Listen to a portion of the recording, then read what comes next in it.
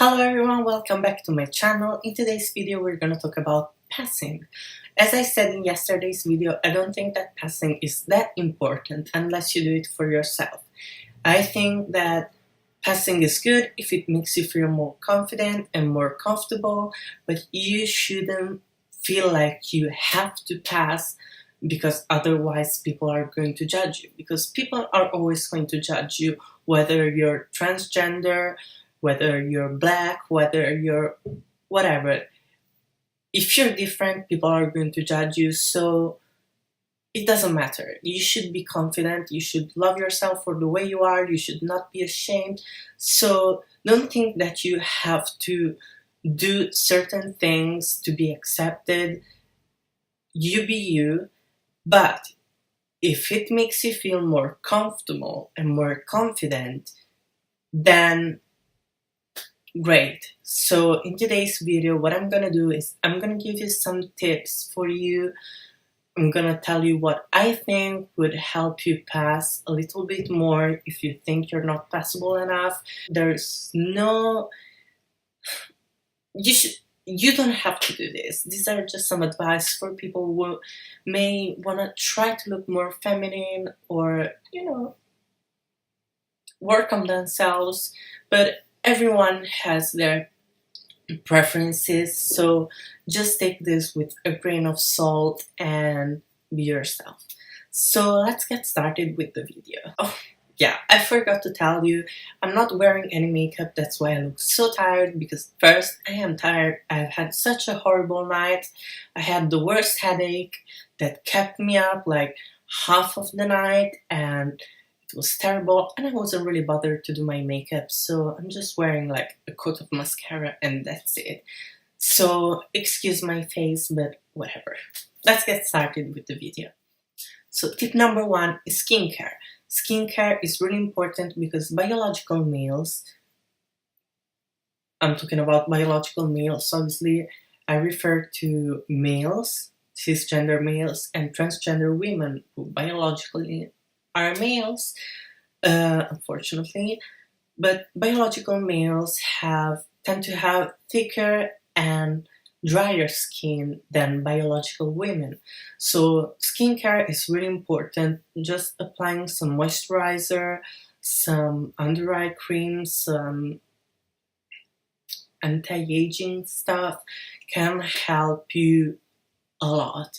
It can make wonders for you, and it's gonna help make your skin more glowy, more dewy, more feminine, more healthy, and that's gonna it's gonna make a great difference. So for example, I have pretty clear skin. I have some spots here and there, but that's also because of estrogen, because obviously my hormones are a bit crazy right now, so I kind of have some spots here and there, but my skin is fairly clear.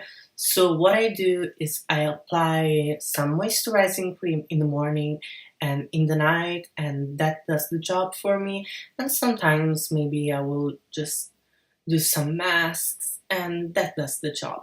But that's really important, and it's gonna help you a lot. Second tip. The second tip is get rid of your 5 o'clock shadow. If you can, if you have the means, if you have the money, or whatever, just do laser hair removal.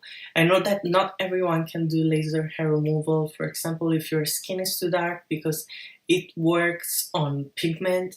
So if you have dark skin, it's going to be a bit harder, but also if you have darker skin, your 5 o'clock shadow won't be as visible. And if you have light skin, that's great, but I know since it works on pigment, you should have like fair skin to medium skin with dark hair. That's when it's gonna work best. But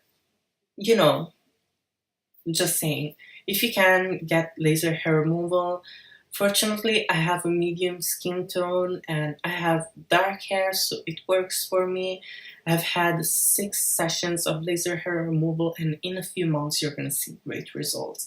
There's barely any 5 o'clock shadow. Thank God I didn't have much beard to begin with, much facial hair, so it made the work faster, but that's gonna help you a lot. Getting rid of that 5 o'clock shadow, it's gonna make you look far more feminine, and you're not gonna have to shave continuously. It's such a relief when you don't have to shave like twice a day. I know how it feels, and it's just horrible. If you don't have the means, worry not, there's other options. Shave, obviously, apply some moisturizer, and use orange red concealer, because orange red, it's gonna contrast, it's gonna fight against the blue, greenish, grayish undertone of your 5 o'clock shadow, and it's gonna hide it. Then put some medium to full coverage foundation on top, and that's gonna do the job. So getting rid of traces of beard, basically, it's a great way to look more feminine. Number 3, hair. Hair is really important, or at least it is for a lot of transgender women, because long hair is seen as a really feminine trait, because in our culture, long hair is considered to be really feminine, really sexy. So a lot of transgender women wear extensions or try to grow their hair out, and that's what I've been doing for the past 12 or so. 12, I wish, for the past 20 months or so, because I shaved my head.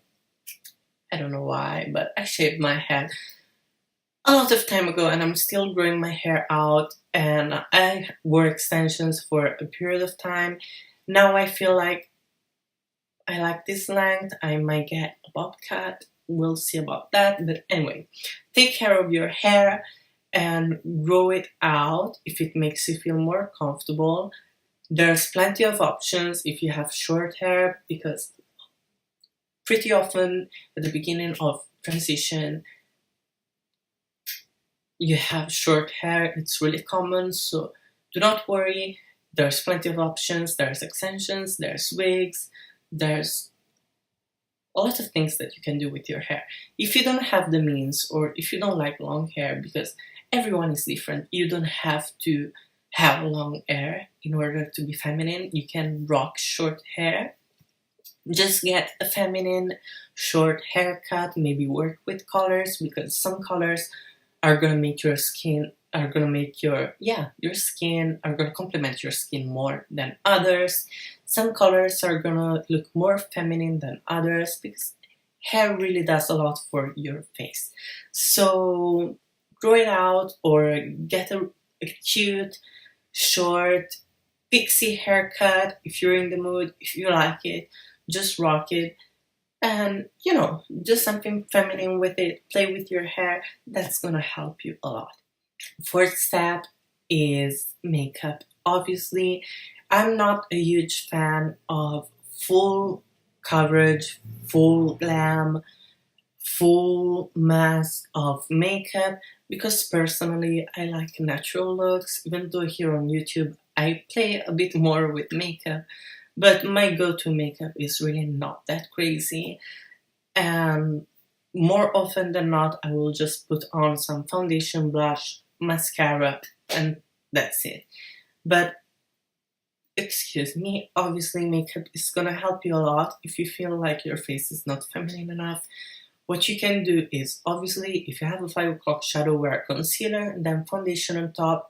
If you don't have a 5 o'clock shadow, even a sheer foundation is gonna even out your skin tone, make your skin look a bit more dewy, a bit more healthy, and that's really feminine. Wear some lighter concealer, 1 or 2 shades lighter. Oh, I'm sorry. 1 or 2 shades lighter than your foundation, under your eyes, on the bridge of your nose, and on your forehead, kind of like what you do when you contour. So you're gonna highlight those areas. They're gonna make this area look a bit wider, so the rest of the face is gonna look thinner, and these areas are gonna look fuller and more feminine, obviously. So that's something that you can do. Then some blush to bring color back to your face, a bit of eyeliner, mascara, and that's it.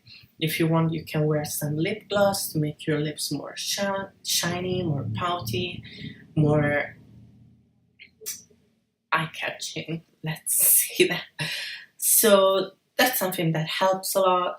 But another thing that helps a lot that's related to makeup is lashes. I think that false lashes and lash extensions help a lot because lashes are really feminine trait.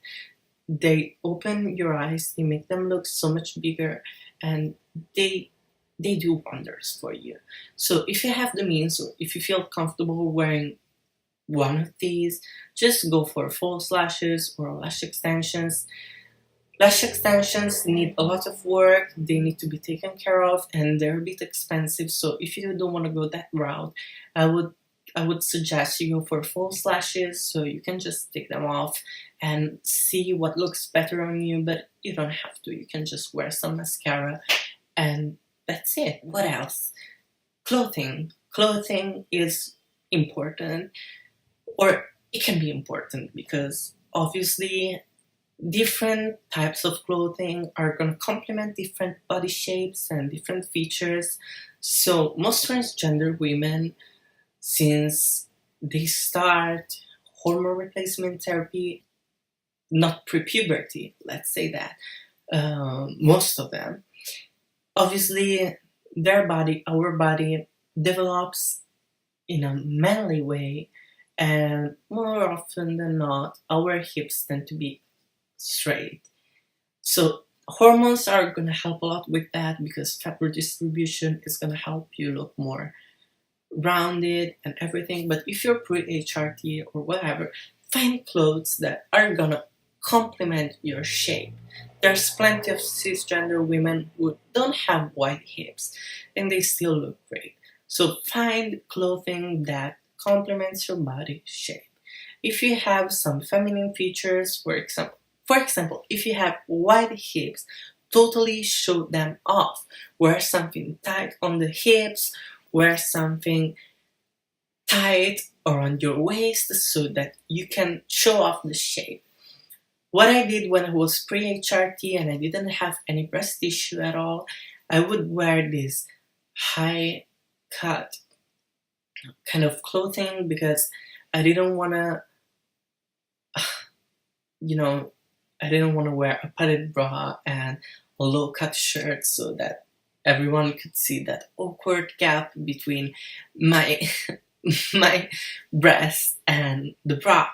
So I would wear high cut things. I'm wearing high cut things now because it's freezing cold and I like being comfy, but that's something that helps a lot. If you're wearing a padded bra underneath, this is going to help make it look more natural, and that's going to help. So, look for those details. Now that I'm on HRT and I have breasts, I tend to wear, when it's not too cold, I tend to wear low cut things so that I can show off a bit of my breast, and I work on that. I work on my tights, I wear heels, I wear high shoes so that my bum looks a bit more rounded. These are all things that are going to help you. Or wear accessories if you like accessories, wear bracelets, wear necklaces, wear whatever you want to wear. That's going to help you surely. Your voice. As you can hear my voice, I'm speaking almost normally, just a little bit above my normal pitch because why not? But usually I tend to not care that much about my voice because, as I said, I've learned that as long as I accept myself, I don't have to be liked by other people. I like myself. My family likes me, loves me, and accepts me. So I don't need anyone else's acceptance. I don't need a stranger's acceptance because I accept myself, and the people I love accept me. So fuck it. And there's plenty of cisgender women who have really deep voices and they're still fabulous and they're still great, beautiful women. But anyway, I know that a lot of people want to feminize their voice, so I'm probably gonna make a video about that. But for now, I'm gonna give you like the general information. My hair is disgusting. I haven't washed it because I'm lazy and I had a horrible night, so I wasn't bothered. But I did take a shower, do not worry. Anyway, so the main rule for feminizing your voice is to speak from your head and not your chest. So, for instance, my normal voice would be this one because I'm speaking from my chest. Whereas if I go a bit higher, that's how I speak. If I go even higher, if I make my voice come from my face, you can hear that the pitch is higher, and you can go even higher, as long as high as you want, as high as you feel comfortable. This is my normal voice. I tend to speak like this. Sometimes when I'm out, I tend to speak a bit more higher like this, but I don't really like to do that because I feel that my voice feels a bit fake. But you can do that, exercise, and it's gonna work. It takes a lot, not a lot, it takes some time to get used to it, but you're gonna do great, and I'm gonna make a video about that. Last thing, and that's the most important, accept yourself, love yourself, accept who you are, the way you look, and do not think about what other people say about you, because as long as you love yourself, as long as you're okay with yourself, then it doesn't matter what people say. You be you. You are feminine. You don't have to be feminine, like standard feminine, because there's plenty of tomboyish women that are beautiful and amazing, and they don't need to prove anything to anyone. And it's the same for trans women. You don't have to prove anything to anyone. As long as you feel feminine, then you're feminine, and fuck everyone. That's the most important thing. So do it for yourself if you want to do it. You don't have to follow any of these rules, any of these tips. You do you, but please do accept yourself, and please stop worrying about what other people has to say about you, because they're always gonna find something bad to say about you, because that's how people are. They're always gonna pick up on your flaws, on your insecurities, and make fun of you if they have the chance. Not everyone, thankfully, but you know, that's the way it is. So just embrace who you are and be happy. If doing this makes you feel happy, do it. If you feel happy being a tomboyish woman, be it. And do not worry about what other people say. So this was my video for today. This was my advice for you guys. I hope you enjoyed it. And I'll see you in tomorrow's video. Bye.